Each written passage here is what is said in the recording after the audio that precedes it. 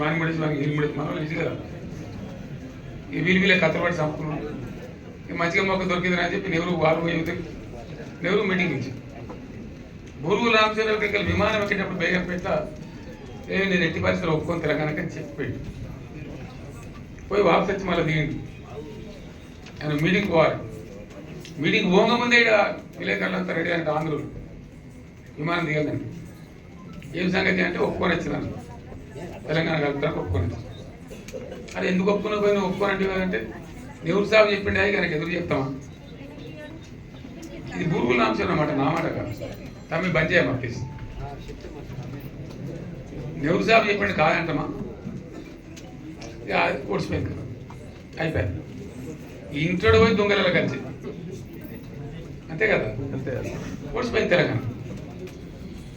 ఆ ఒక్క మాట అతను గట్టిగా ఉండి ఆ రోజు మేము కలవమంటే లేదు బ్యాక్ వచ్చి ప్రజలకి మనం పోరాడాలి, మనం కలవద్దంటే అప్పటికి కొట్లాడింది ప్రజలు, తెలంగాణ ప్రజలు కొట్లాడింది, విద్యార్థులు కొట్లాడింది. ఇక్కడ ఉన్నారు చాలా జరిగింది.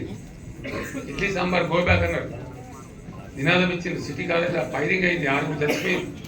అదంతా చరిత్ర ఉంది.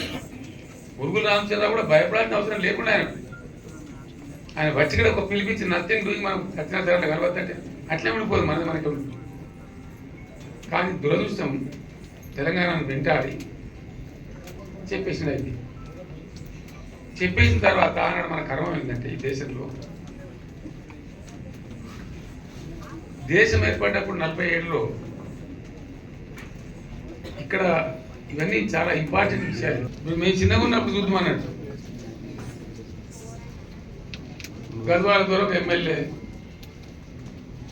వనపర్తి రాజా గారు ఒక ఎంపీ, మా మేము దుబ్బాక దొరకగానే ఉంది మా ఊరు. మా దుబ్బాక ద్వారా ఒక ఎమ్మెల్యే, ఇటుకేల సంస్థానం కూడా ఒక ఎమ్మెల్యే, తపాల్పూర్ కూడా ఒక ఎమ్మెల్యే, వరుస పట్టుకొని చూసుకుంటే ఆ నుంచి దాకా భారతదేశం అంతా అంతే, మన కర్మ మనకు కూడా అంతే. ఈ ప్రజలు ఎన్ని ప్రజలు అప్పుడు చదువు శాస్త్రం ఇంత లేకుండే, తెలివితేటలు లేకుండే, చాలా కష్టంగా ఉండేది. ఇక వీళ్ళు జమీందారులు కదా, రాజులు కదా, వాళ్ళకి ఏం సామాన్య ప్రజలు కష్టమైంది చెప్పు, ఎందుకు చెప్తే ఏమైంది? మంచి ధనం ఉండే అన్ని ఉండే బాగుండే, అప్పటికే బలిచి ఉండే, మళ్ళీ ఉల్టా పదవి వచ్చి అసలు ఎమ్మెల్యే ఎంపీ అంటే జనాన్ని కనిపించనా?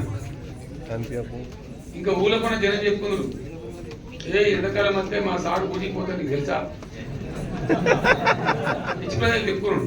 ఎవరు ఒప్పుకున్నారు? మహాత్మా గాంధీ, జవహర్లాల్ నెహ్రూ, అబ్దుల్ కలాం ఆజాద్, ఆనాడు ఉన్నటువంటి మహామహులైనటువంటి సంత పోరాట యోధులు మనోళ్ళే సంతకం పెట్టింది వీళ్ళే. అయితే ఈ 3 రాష్ట్రాలకి ప్రిన్సిలీ రూల్డ్ స్టేట్స్ అందరూ పెట్టారు బ్రిటిష్ వాళ్ళు. ఈ 3టికి ఒక అధికారం ఇచ్చిండ్రు. ఏమిచ్చిండ్రు?